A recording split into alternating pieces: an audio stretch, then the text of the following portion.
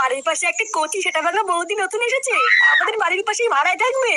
বাড়া যখন আমি প্রথম দেখলাম না, সে কি লাল টুসটুসে ফিগার রে। লেওরা কি বলছিস? হ্যাঁ, এইসব কথা আমাকে আগে বলবি তো। এই ফুটোর হাত থেকে না আজ পর্যন্ত কোনো কচি মাল ফসকে যায়নি, বুঝলি তো। তুই লেওরা আমাকে চিনিস না, দেখবি ওই নতুন মালটাকেও আমি আমার হাতের মুঠোয় নিয়ে আসবো। আচ্ছা শোন, একটা ফাঁক টাইম পেলে আমাদের বাড়ির ওইদিকে যাস, তোকে দেখিয়ে দেবো।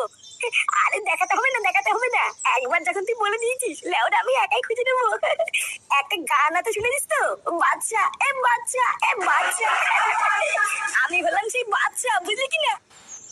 কিরে চোদনাগুলো, এত দাঁত কামাচ্ছিস কেন? আর বলো না পল্টুদা, আমার বাড়ির পাশে একটা কচিমাল ভাড়া এসেছে তো, তাই ফুটোকে বলছিলাম।